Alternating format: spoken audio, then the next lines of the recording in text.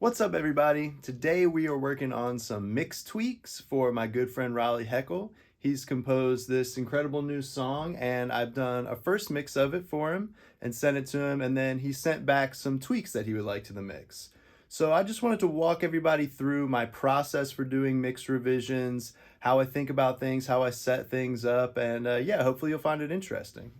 So the very first thing I like to do is create a new project alternative. I like to have a different project alternative for every mix bounce that I do, so I know which bounce goes with which project version. So the next thing I like to do is copy the notes from the client into the project notepad here, so I can have a reference of what changes the client wants right in the session.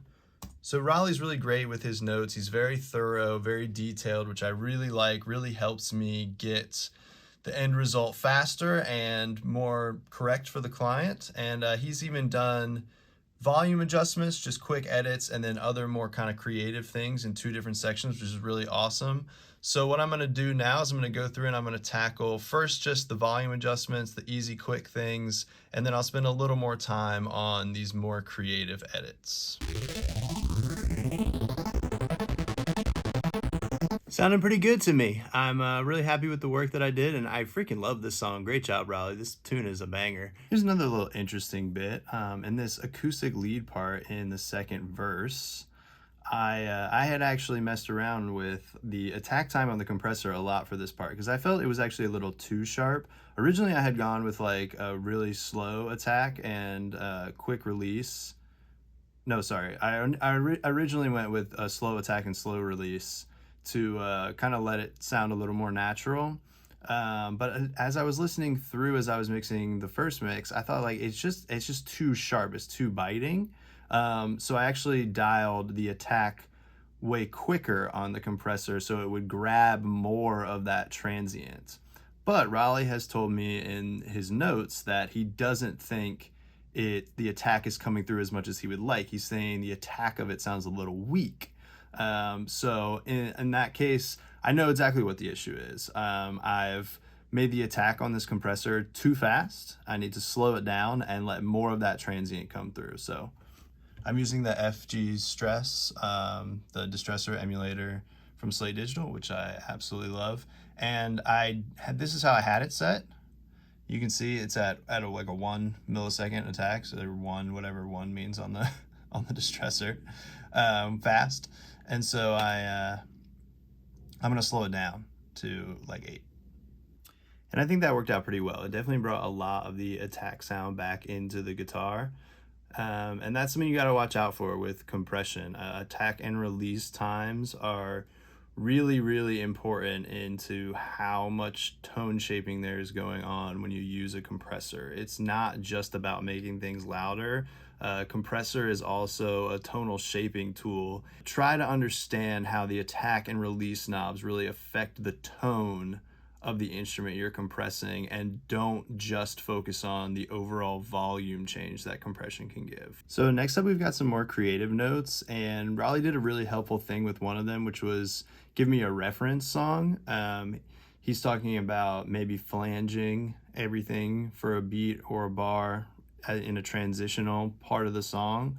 And he said kind of like the transition into the Danny California outro guitar solo, which is a Red Hot Chili Peppers song. I do know the song. I haven't heard it in a long time, and I'm not exactly sure what that sounds like, but it's really helpful. So I'm going to go listen to the Red Hot Chili Peppers song right now, see what that sounds like, and see how I might be able to recreate that in this song. So in that way, like, reference material is really helpful. If it's something very specific like that, I really like reference songs. If it's a little more general and I want my song to sound like XYZ song, that's a little more difficult because songs are different, productions are different, mixes are different. It's hard to kind of, incorporate the sound of a song into another song when they have different instrumentation, different arrangements, different performers, that kind of thing.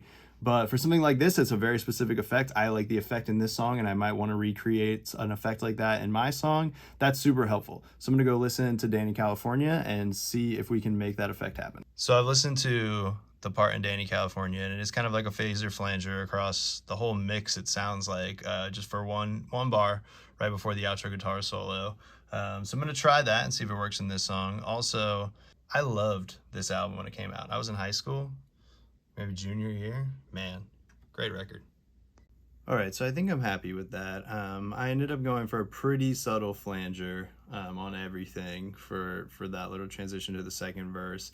It's certainly not as obvious as the one in Danny California, but I think it's more appropriate for the song. I didn't like anything too obvious there because it kind of took me out of the moment too much.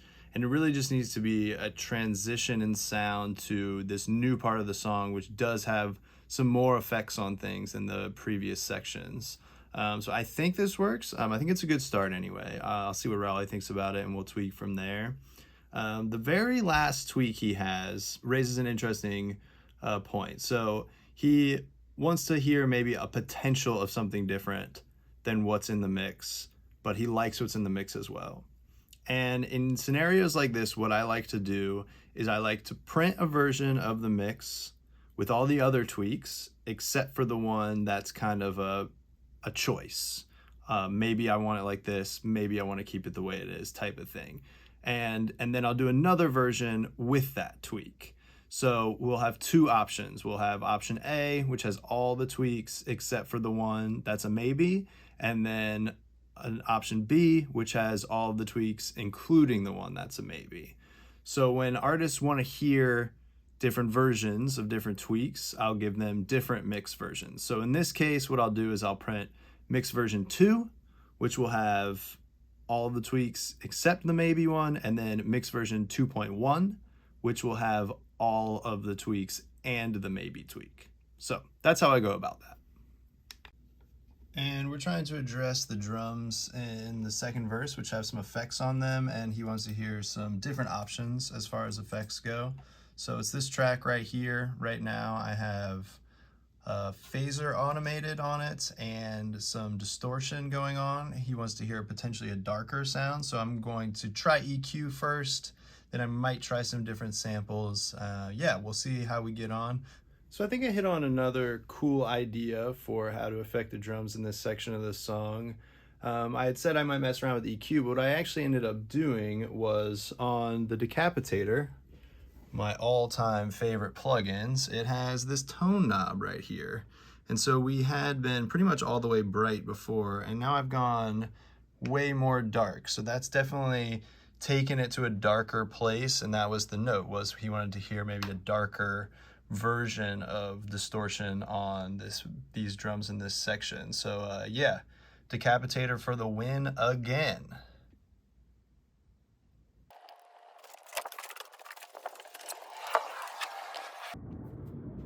All right, while that finishes bouncing, just gonna get a little fresh air and give you some other thoughts on mix revisions. First of all, the way I like to communicate with mix revisions with clients. I used to kind of be of the idea to not really say anything too detailed about what I did and just send the revised version back and kind of let the music speak for itself. But I've done a complete 180 in the past couple years about that, and I really like to communicate as much as I can with the artist about what I've done to achieve the revisions that they want. I find that kind of helps everybody be on the same page about the process and what's been done, what still needs to be done. So what I like to do now is when I send a revision back to a client, apologies for the helicopter. So anyway, when I send a revised version of a mix to a client, I like to send along with it a list of exactly what I've done to address each note that they have given me. So if it was turn the drums down by 1 dB overall, I'll write a note that says turn down the drums by 1 dB overall. For this song specifically, things like that guitar part in the second verse that he thought didn't have enough attack, I'll say made the attack time slower on the compressor on that track to allow more attack to come through.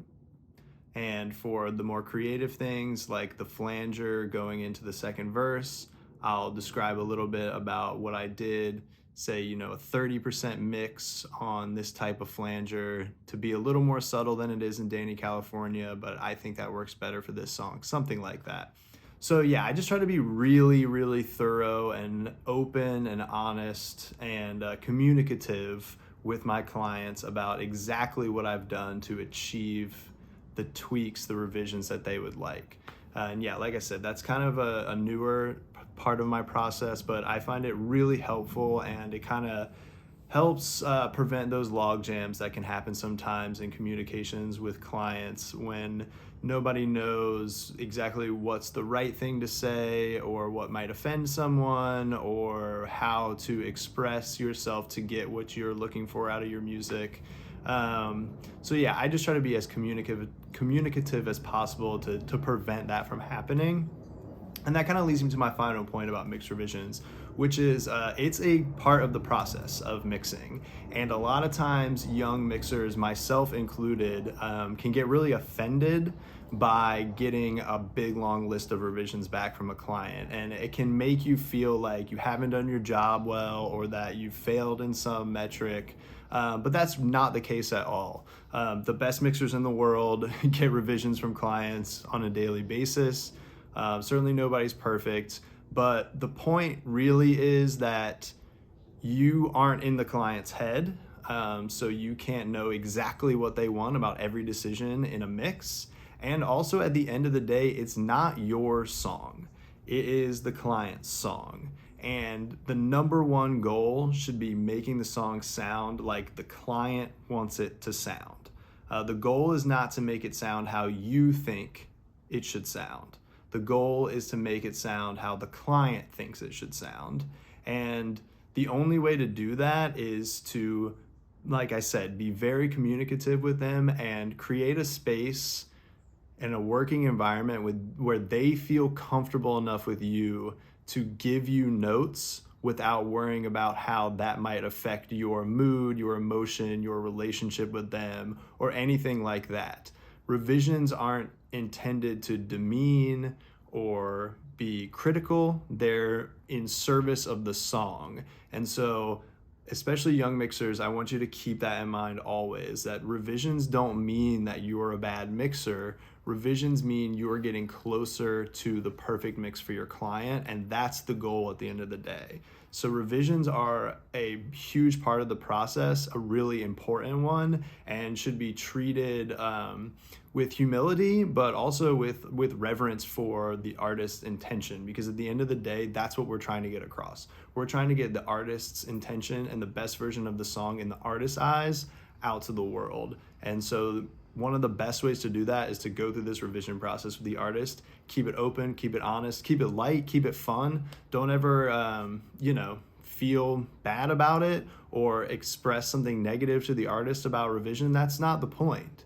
The point is to make the music the best that it possibly can be, and revisions are part of that process. So, just stay grounded, stay humble, and do what's best for the artist and for their song. It's their music at the end of the day. So I've rambled a lot about mixed revisions today. I hope you found some of that interesting and enlightening. If you have any questions about mixed revisions, want any more in-depth look at my process, please reach out to me. I love to help anybody out on their journey of mixing and production. So hope you found that helpful, and I'll see you next time. Peace.